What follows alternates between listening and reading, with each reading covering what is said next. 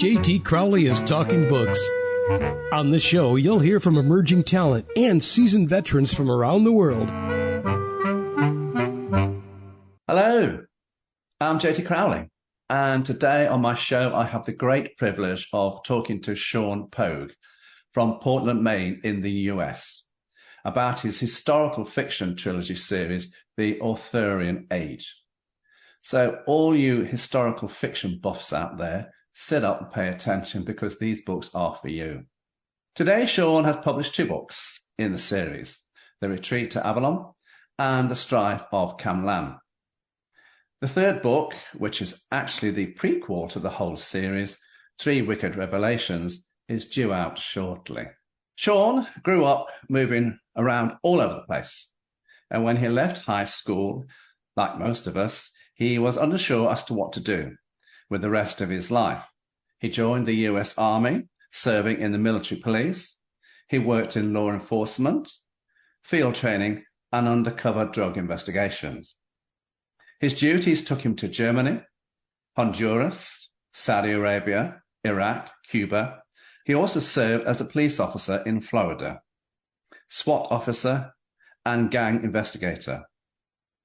And just to complete this menagerie of jobs, everybody, because he sure had a few of them, he returned as a reservist to the army and has carried out a whole host of mission duties there. And he's been a reservist for quite a time. So let's invite Sean onto the show so he can talk about himself and his books. Now, Sean, before we get started, open the pages to this mammoth, epic books of yours. Can you tell everyone a little bit about yourself and why this fixation with historical facts, fictions that led to these series? Well, you did a pretty good job describing a good chunk of my life. So getting towards the historical fiction side, I've always been fascinated by the more obscure eras of history, like the so-called Dark Ages of Britain, archaic Greece and the Greek Dark Ages, Sumerians, Hittites, Indo-European culture, things we don't know a lot about. And it may be related to my past as an investigator, but I like putting together the clues that we have and to get a plausible path from A to B. And that's part of how The Retreat to Avalon came about. Well, let's open that book, The Retreat to Avalon.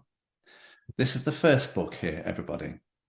Now, you take us to the 5th century AD in Britain. And across the 12 chapters that are masterfully written, everybody, yes, there are facts about, precise details, which you would expect in the book of this quality. And so it's vital, but yet you cunningly tell a fictional story around Britain's struggles with unmerciful invaders, Rome's hold on its empire showing signs of falling apart, and the last great Roman emperor looking to the High King Arthur for support. But there, those within the realm who are weary of another war. So Arthur doesn't have it all his way here, everybody. And so Arthur's position at times can be quite delicate. Gawain, a young warrior, craving fame and position, features predominantly in the book. Of course, in mythology, he was known as the Green Knight that sat around King Arthur's round table. Now, this is a staggering story. How did you go about bringing this epic story to print? And I think the comprehensive appendage outlining people, locations, and odd terms, adds some authenticity to the book. Was that intentional? Well, it was. We're talking about a really distant time, and even though you'll see little bits and pieces of that time in today's world, a lot of people, I'll put the appendix there to kind of give people a place to refer to. So if they're, where is this location? it'll say what it's called today. Or if they're having trouble keeping track of the different characters, it'll give a little information about them and where the historical or legendary person came from. So, similar to learning that the Iliad may have been based loosely on actual events and people about Troy, I looked for the potential history behind the legendary people and events related to Arthurian legend. And, I've leaned heavily on researchers before me. So for the people who are curious, I wanted them to have an easy place to kind of see some of the background behind the story. And as far as, I'm sorry, go ahead. No. I think your research is phenomenal. It really is, everybody. I can't claim it to be my research any more than I read widely and put together the research of a lot of other people. And in some cases, I believe I've kind of taken ideas that I've found and was able to put them together in perhaps ways that other people hadn't thought of, which is really fun. That's one of the things that really interests me about this project, and is that investigative sleuthing. So designing this book, the first book, and the reason why the first book kind of starts right in the beginning at Arthur already being king and goes forward from there, is I intended to take the research of Jeffrey Ashe, who was a prominent British historian, and his research was the basis behind this story. And I wanted to get to the core of some of the events that he talked about. And I wanted to find out how it could go from, point A to point Z, and put those linkages together. So that's why the book starts there. And I was actually, the reason why it's now a trilogy is my publisher actually asked me to turn it into a trilogy. So that's why the third book is actually going to be a prequel. Sometimes the publishers are right. Now, when I look at chapter 2 and 3, Sean, I was fascinated to see that the storyline within this section of the book is built upon a game, a primitive game of rugby, involving hundreds of men making up village teams, chasing and fighting after a wooden ball referred to as the cryopan. Of course, a lot of prestige is attached to sporting events like this, with fierce rivalry, be it at the heart of the game. Pride was at stake, and Gawain knew this. Gawain's father has returned, Gear, back to the village from Old Cult. And he's got some worrying news is on the horizon. And a council meeting to talk about forthcoming issues is called. They are being dragged into a conflict that is none of their business, but they will do their duty, he says. Questions are asked of Gwyr. Why are we getting involved in wars and battles that we do not threaten us and are not on our shores? The Saxons, the Pits. Sean, what's the overriding storyline of these two chapters? Who is Rigotamus and the Vesi? Well, the Rigotamus is Arthur, and Rigotamus was a Brittonic term that meant highest king. That becomes Riothamus when it gets translated to Latin, where that term is known in some Roman records that we have.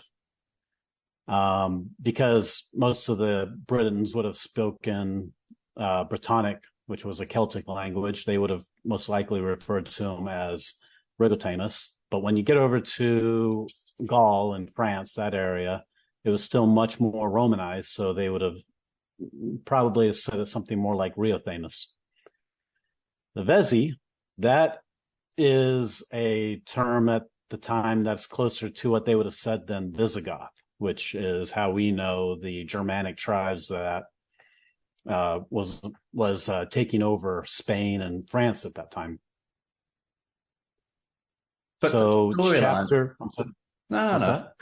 So that's as best, but the storyline of the game I found absolutely fascinating.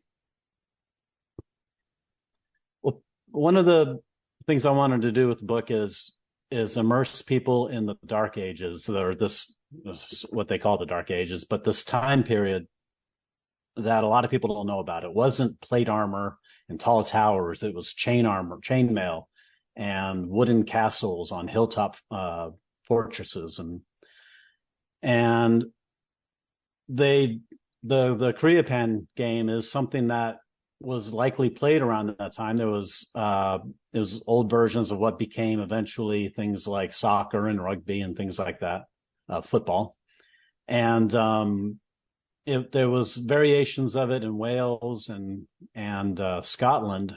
And so I wanted to use it as an opportunity to kind of bring out a little more detail about Gawain and develop him and show that, okay, he's got some potential here as a leader. Now, I didn't tell you this, but where I come from, there's a little village. Well, it's a small town called Ashbourne. And on Shrove Shrewsbury, everybody, there is a football game. And it involves hundreds of people. There are those that go in the upper team, those in the lower team. And it's all about fighting and chasing for the ball, which is just tossed into the main arena. And it lasts for hours. And the winners are those who actually manage to find the ball and drag it up to their side of the town. So when I saw this, it reminded me so much of the game that we have in Ashbourne on Shrove Tuesday. All the shops have to get boarded up because there's hundreds of people going round chasing a ball. That's exactly what that came from. And it is. When you look at the history of that game, it went back to medieval time. That's why I thought I'd bring it up, everybody. Full of useless. I'm full of useless information, but there you go. Sean, let's continue to give the audience a glimpse into this book of yours. So let's go to chapter 7. You say this is where the adventure really begins, where Gawain begins to establish himself to Arthur and where he begins to second guess his first impressions, such as who is responsible for the ambush in the woods on the way to Glastonbury. Plus, you start to tell us about Arthur, who is able to gather such a huge army of 12,000 and ship them to Gaul. And that must have been one heck of an event back in those days. Gawain is given a task to do, personally given from the High King Arthur himself, who he meets in the hall. He's tasked with delivering 2 young princes from Latvia back to their homeland, having been sent to Arthur's care by their mother when they were very young to avoid being killed. Plus, being tasked with being responsible for delivering a message to Arthur's mother, Iegona, and informing Gwenin to send the fleet. For me, the events going on here are captivating. Would you care to tell us a little bit more about these details, the storylines here, the scenery, the history? What's going on here, Sean? This was it's where the reader gets to really meet Arthur for the first time. They do. And it kind of establishes a little bit of his character and his motivations for why this is happening. The story of the princes from Latvia, they're there to link some of the legends of Arthur that happened in Brittany, which is what Latvia becomes. And there are linkages between those 2 princes actually had been brought over to Britain in roughly this time period. in the care of some of the Britons because of what was going on over in Brittany.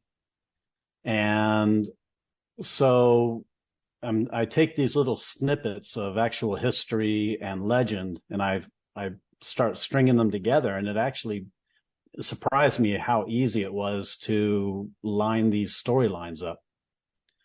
So then, Melwas, he's an interesting legendary and potentially historical character, and he is introduced in this because he's going to be a bit of an important character in book 2. Then going to Tintagel, that lets me kind of introduce some of the complications in Arthur's life, such as his mother, and also links that bit of Arthurian legend to the story. It just gives you a little glimpse of, okay, there's something in the background here. And more about that is definitely going to come out in the 3rd book, the prequel. So then, and of course, Gwenwyn leading the ships. I had to come up with a plausible idea of how, in this time period, somebody would move 12,000 soldiers from Britain to France. And we have this record from Roman records of Riothamus, who came by way of ocean to Bourges in France with 12,000 troops. So we know that this happened. There's some disagreement about, what it really means, what they were saying. But if you follow what they say, he came by way of ocean, then somehow there were ships involved. So this is the beginning of how I begin describing how that occurred. I wondered how. Now you know. Now, when I look at the book, Sean, I agree with you. Chapter 9 to 11 are quite in depth. These chapters are. But it's where, this is where the war, as you put it, begins in earnest. You reveal the details of the campaign and those involved. And of course, these events are predominantly historical events, and the characters are historical people. This is the part of the book that is central to historian Gregory Ashe's thesis, that the later legends of King Arthur stem from these pivotal events. Talk to us, Sean, about the people and the events unfolding here in this part of the book, and who is Geoffrey Ashe? Well, Geoffrey Ashe, he's, as I said, he was a prominent British historian. He passed away last year, and he was actually given the MBE by the Queen for his accomplishments. And the research that he did pointed towards looking at the oldest records that we have. Everybody is familiar with the King Arthur from the romances, the French romances that came out of the later Middle Ages. Lancelot, the betrayal of Guinevere, the Grail, things like that. But that doesn't really feature in the original Welsh legends and in the actual history behind those legends. And I wanted to really bring out into the story and dig into where those stories came from and how they could have some seed of truth in history. So Geoffrey Ashe, one of the things that he showed was that in the earliest legends, Arthur is said to have gone over and conquered France and the Roman Empire, and that's where a lot of his fame came from. Now, things changed over time, and if you read Geoffrey Ashe's book, The Discovery of King Arthur, he lays it out very clearly, a lot of the information that he used and how he came to this theory, which I found entirely compelling. And so in this part where we're going into the battle, the historical parts that we know about they just basically give a little bit of information on each, just enough to know, okay, a location and an event, but it doesn't necessarily say why or how. So one of the reasons I started writing this book, as I said, was I wanted to have an idea of how it got from the beginning to the end. What were the steps in between? So in order to write out this story, I had to say, okay, I had to look at how do you move 12,000 people? Where would they go? What kind of issues were there? For instance, there's the battle at Namnetis, which that involves some more known historical events. Odoaker was a Germanic warlord that becomes involved in this.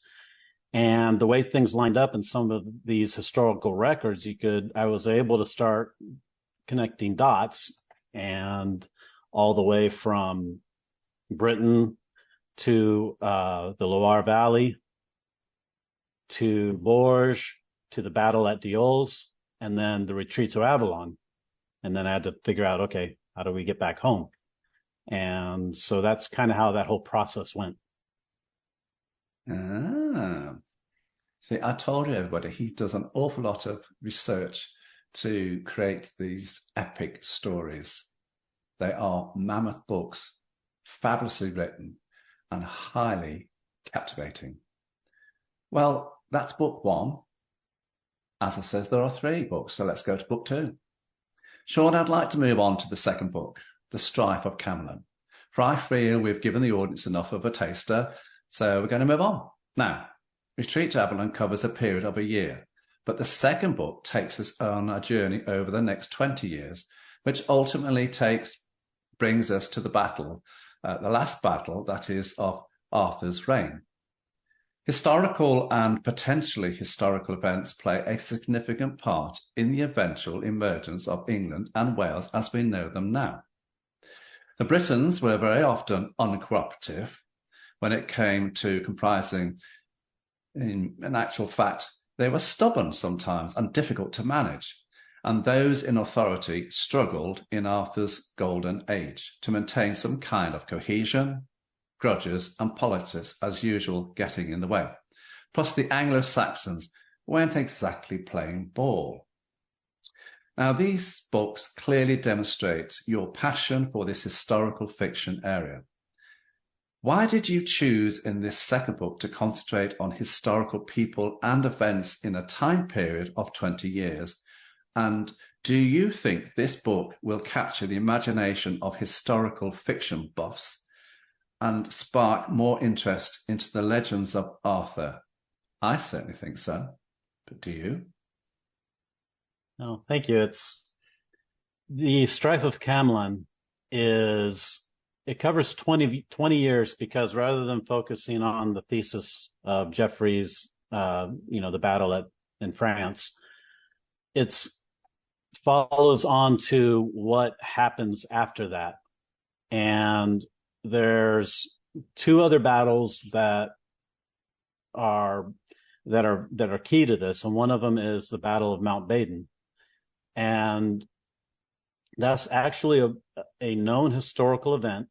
It's referred to in the only surviving written document we have from somebody who was probably contemporary with Arthur, and his name was Gildas. He was a monk. He's also a character in the book. And then the Strife of Camelon is said to be Arthur's last battle. In the romances, it's all about Mordred being his son, incestuous son. It's a bit different in the early Welsh legends. They weren't said to be related. They weren't necessarily said to have even been fighting each other. They have a very cryptic passage in a history by Nennius that says, this year, the Strife of Camelon, in which Arthur and Mordred perished. So where we get some more clues, though, are from these older Welsh poems called the Triads. And in these poems, we have little snippets of what you can tell are very old clues in history. The bards and the druids had pretty much disappeared by this time, but the bardic tradition of telling history through song and verse, it continued for a long time. And it's probable that the triads, or these poems grouped in threes that describe events and people, that because, in order to pass on memory, this mnemonic device makes sure that details go forward in time longer than they would when you don't have, a society that writes down a lot. And so some of these clues that go into the strife of Camelin about how especially that last battle came about, it was really fascinating to kind of put those together. And so once again, we're following this chain of events that goes from the battles in France to this major battle at Baden, which is known to have been a crushing defeat for the Anglo-Saxons, to the Battle of Camlan, which is kind of considered the end of Arthur's golden age. And it's within less than a century that the Britons really begin losing grasp of Britain. Fascinating. Isn't this book fascinating, everybody? Wait till we get into this one. Let's open the book, Sean, and head to a selection of chapters that will give the audience an overriding sense of what this book is about. The first 4 chapters, as far as I can see, are all about routine, day-to-day planning strategies. So chapter 4 for me was interesting. I loved the sketch of the boat at the head of the chapter here. Here we find Gawain and his wife Rhiannon journeying back home to Old Clut via a boat's trip on a merchant's vessel with a young prince. And of course, travel in those days would have been very difficult and dangerous. So my question is, Sean, why is Gawain returning home? Where are you taking the readers here? And what event is on the horizon? I don't want to spoil the event on the horizon because it's a big deal. Yeah, Alan, he travels south because there's what could be considered a state event, the funeral of one of the most famous Britons that we know is actually a historical person, Ambrosius. And he is still technically a part of Arthur's war band, but he's more trying to stay home and lead his life with his family. He's very conflicted. Going home after this event, things change, and it changes the trajectory of his path and of his family. And that brings him fully into dealing with the world of Arthur and the British kingdoms and concilium that are the concilium is the collection of British kings that run southern Britain in the areas that used to be Roman. We have these old records of the Britons that they say that Arthur, with all the kings of Britain, fought these certain battles. Well, Britain was not one nation in this time. The Roman provinces at the time there was 4 or 5 of them. And then when Roman left, they started breaking up. For a time, certain areas would stay Roman while other areas broke away and reverted very quickly back to their Brittonic Celtic cultures. And so as we get into this time period of Arthur, that process is pretty much completed. There's some Roman areas left, Romanesque, but it's the strife between the British kings and their tribes and this constant bickering and inability.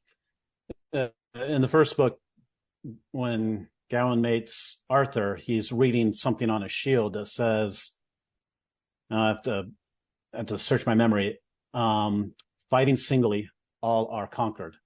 And it comes from Tacitus, who was a Roman general who, during the invasions of Britain, he said that the most difficult problem that the Romans had was that the British were extremely hard to put down, but the fact that they would not join together to fight against Rome is the only reason why Rome was able to take Britain.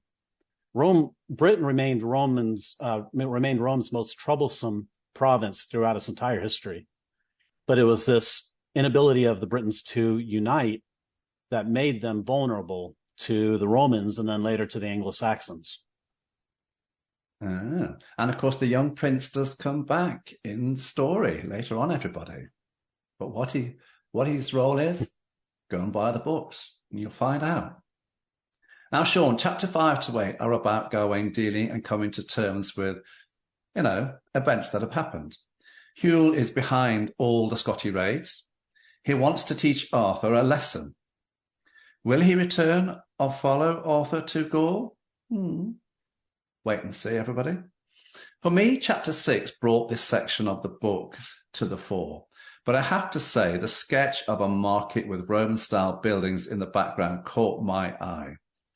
Briefly, Sean, fill the audience here with all the historical events and people and storylines that fill, these pages in this part of this mammoth book.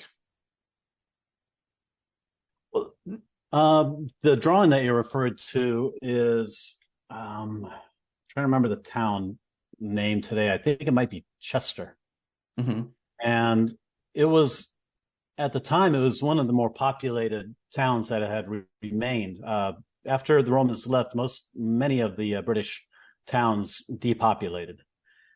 This was one that remained fairly populated and wealthy for some time.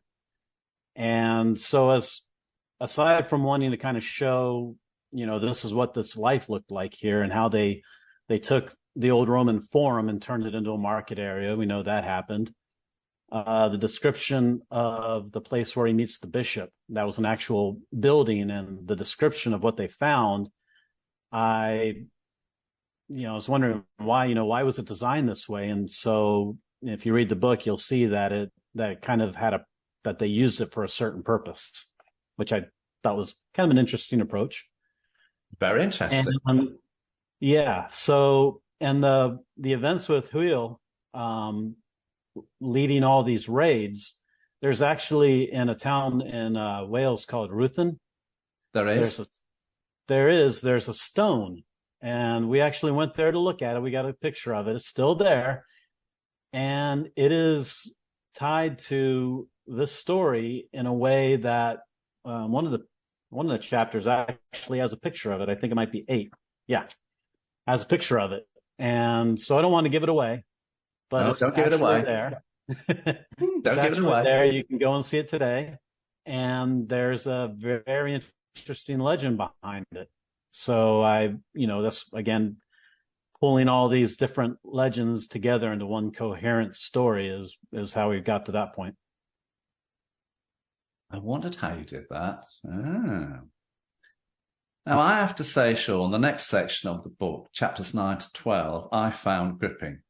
Gawain is in a new position in life, and you've created a sense that success is in the air as Arthur's golden age continues.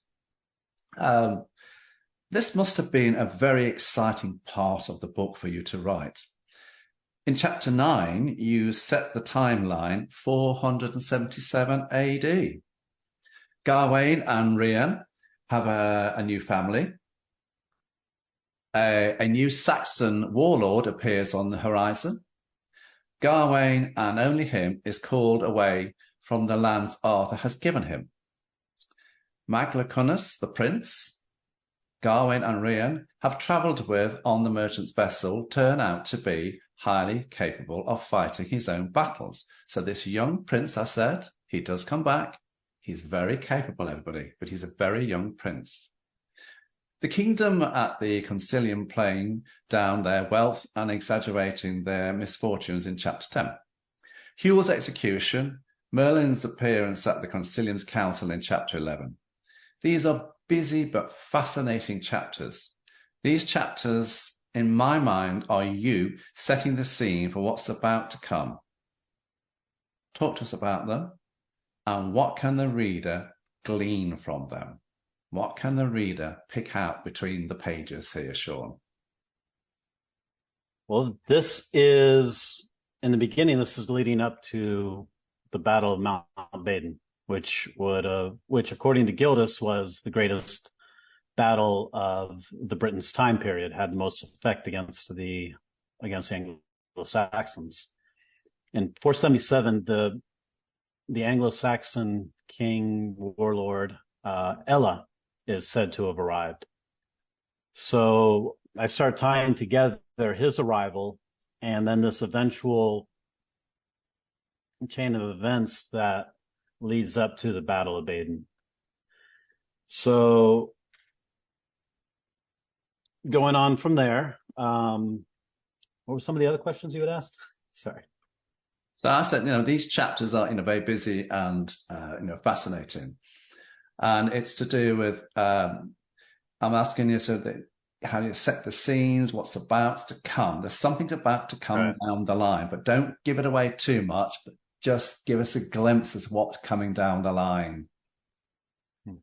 Well, aside from this bringing up this point of one of their greatest victories, you also begin to see some of the seeds of where things are going to start falling apart. Really? And right. So one of the events Gildas actually talks to, you were talking about Maglacunas. He is a historical person. Gildas is a monk who wrote this long letter as kind of a diatribe against the British rulers and how Britain was falling apart because of poor leadership. And he specifically mentions 5 British kings as being the worst of the villains and describes some of the things they did. Maglacunas was one of them. And it wasn't necessarily because of what he was doing at that time, but for some of the things that he had done. So, and everything that I put in there is a interpretation of what Gildas said this prince became. Ah. Sean, talk us through the Battle of Mount Badon. You said it's an important battle, in chapter 12. And when you were writing this scene, did you become fully immersed in the unfolding events? The character Modron is interesting here. Talk us through this battle without giving too much away. Well, Modred's he's known as Mordred in the romances. He's thought to be a historical person because he does show up in some early records and legends. And it does seem that he had some sort of leadership role and then falling out with Arthur. In the beginning, this is kind of showing some of what leads to that problem, but also shows that he is actually, he's pretty clever. He's a good leader. And in the old Welsh legends, they don't necessarily consider him a bad guy. They're about him in very positive manners. So it's as through these chapters, as I'm kind of developing towards the final conflict, I'm kind of showing, okay, I'm bringing in these different events and showing how these may have affected the situation. The Battle of Badon is known to have happened, but there's not very much that's known about it. We don't know for sure who led either side, but we have ideas. I went with the ideas I thought most plausible. Locating the battle is one thing that a lot of people disagree on. There's many places that it could be. I chose a particular location based on very for the most part because of tactical strategic reasons. Later in, long after the events of these books, about 566, roughly, if I recall correctly, the Anglo-Saxons take the three British cities, Cirencester? I may not pronounce that right. Cirencester. Cirencester? Yes. Bath and one other one. There's three cities right in that region. And that kind of really is the beginning of Anglo-Saxon dominance in Britain. Well, Cirencester is right on the road that leads from the Anglo-Saxon regions of this time. And Baden is this region that has some name recognitions kind of in that area. And there's an old hill fort there that kind of commands that road. So the reason why I placed it there is because of what happens in the future and the strategic reasons of why it may have happened. Now, the next section, chapter 13 through to 16, for me are epic, detailed, explicit, and I'm going to say something here, which perhaps I shouldn't say, but I'm going to say it, damn right gripping. Lots of battle scenes. Well, I should have said that. I don't know, but I've said it. Lots of battle scenes and all the blood and gore that rightly so is built into this narrative. I think this is you at your best. So you take the reader through all the inevitable conflicts. The tension is palpable. Would you agree with me here? And could you tell the audience what's in the storyline in this section of the book very briefly? This is soon after the Battle of Baden that this next very interesting event occurs. I don't want to give it away. Don't give it away. But I will say that it has a legend. It has a very old legendary story behind it that makes it seem that it may have some truth to it. There's actually a place in Italy where there's a carving and is the oldest known Arthurian story outside of Britain that was ever carved or put into any sort of surviving form. And so this event kind of cascades what's going to happen down the road and eventually lead to the Battle of Camlan. There's some other interesting events that happened in the stories that people are familiar with. The final battle with Arthur and Mordred comes about because Mordred's trying to take over the kingdom and is his incestuous son.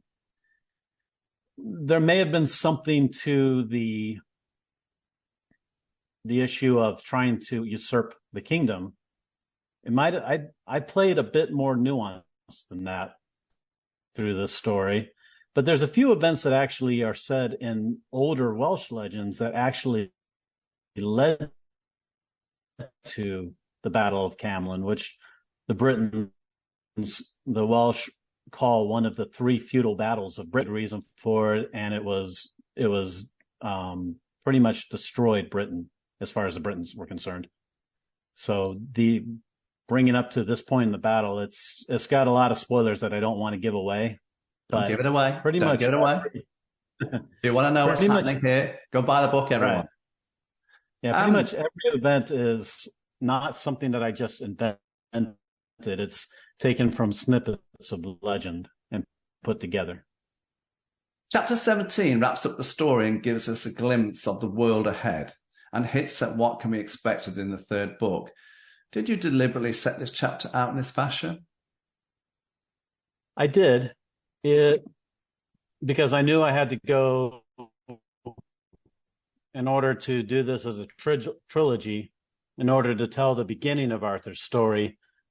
After book one, I had to go forward in time to finish that whole process before I could go back and say, okay, this is how we got up to the point of book one. And it kind of shows the fall of of Arthur's golden age. And actually, I used from Jeffrey Ashe, from one of his books, I used a feeling of the situation. And Jeffrey says in his book, King Arthur, Dream of a Golden Age, he says, despite its splendor, King Arthur's golden age is doomed. Like all others, it passes away. There is more here than nostalgia for a glory that no longer exists. There is grief for a glory actively destroyed. Mm-hmm. And I thought that was a perfect description of the story of Arthur. Can't disagree with that. Sean, what can people expect in the third book, Three Wicked Revelations? I understand it is a prequel of sorts, and it takes readers back to the years before Arthur, with Britain's first High King, Poage, and on to Arthur's life to the point book 1 commences. Am I right? That's exactly right. So what's briefly actually goes to a bit before Arthur was born, of the British High Kings after Rome left, a fellow named Vortigern, who may be known to some people. And Vortigern is castigated in later history as the man who opened the door to the Anglo-Saxon invasion. There's a bit more to it than that. And he may be, to a certain extent, unfairly criticized. He was kind of following Roman tradition in some of his decisions anyways. But I wanted to... There's not a lot of stories of Arthur out there that really follow the old legends and the history fairly faithfully as far as Vortigern and up through Arthur's time period. So I really wanted to get to some of these things, and the arrival of Hengist and Vortigern speaking to him and what comes from that, and how Arthur rises from those events. Mm-hmm. And my final question, Sean, is how significant is the mythological figure of Mirrodin?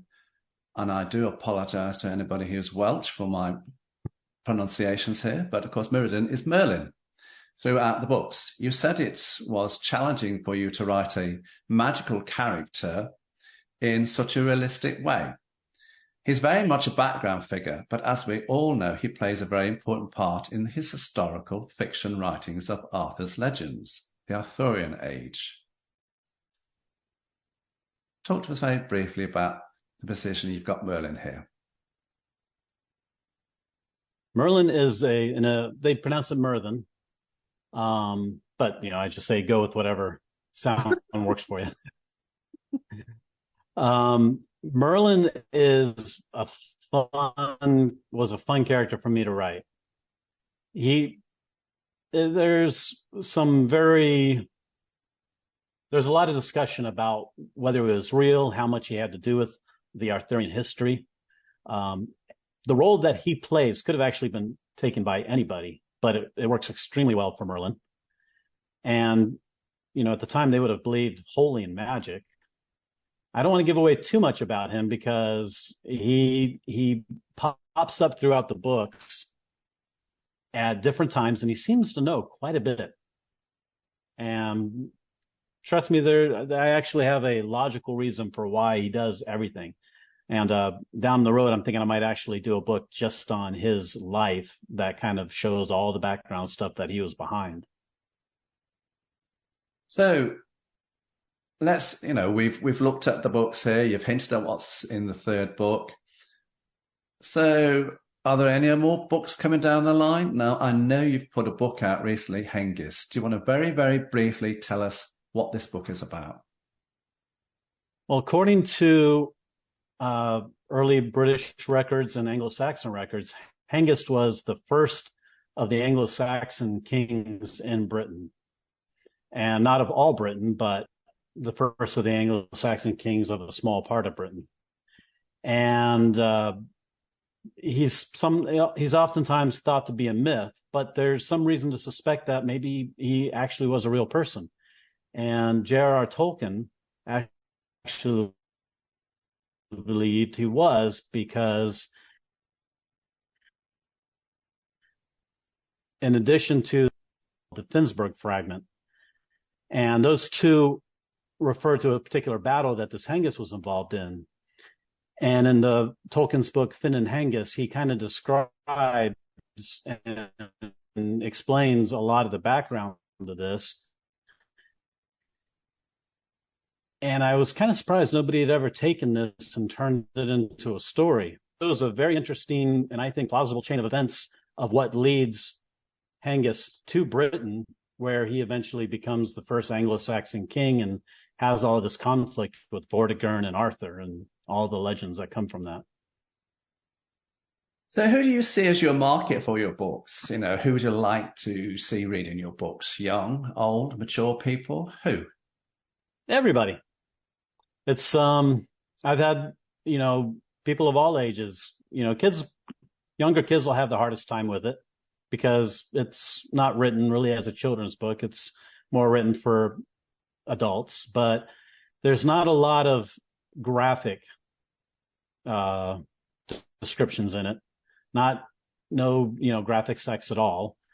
The battles, there's a little bit of graphic to it, but nothing extreme. And I think anybody who is interested in an adventure story is going to enjoy it. The political intrigue, the historical, or just Arthurian legends. One of my favorite compliments I've received is people say that this not only seems like it could be real, but it also still feels Arthurian, which to me, that's really what I'm hoping for. Fair enough. So where can people get your books from? Those books are available on Amazon, and I think you can get them through Barnes and Nobles and a lot of other locations like that. There you go, everyone. Sean Poage, thank you very, very much for talking to me today on my show, Talking Books. Sean Poage, everybody. Thanks for having me. Oh, you're very, very welcome. I'm JT Crowley. Thanks for listening, watching, wherever you are in the world. So until next time, stay safe.